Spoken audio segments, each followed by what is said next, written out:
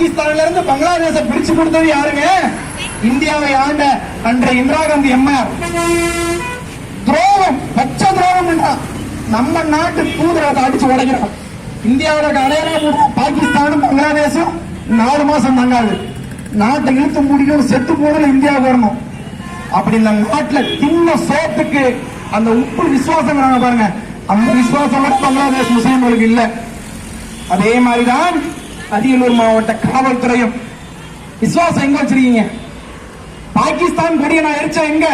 கிட்டத்தட்ட ஒரு 12 வருஷத்துக்கு முன்னாடி செந்துறையில இந்து முன்னணி சார்பு ஒரு போராட்டம். என்ன போராட்டம் தெரியுமா?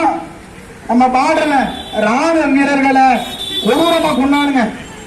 அம்மனமா அவனை உருவம் விட்டு பாட்டில அவனை பின்வழியா விட்டு உடச்சு கொண்டான், தலையை துண்டிச்சு கொண்ட நம்ம நாட்டு ராணுவ வீரர்களை. அதை கண்டிச்சு செந்துறையில இந்து முன்னணி சார்பா பாகிஸ்தான் கொடி எரிச்சோம்.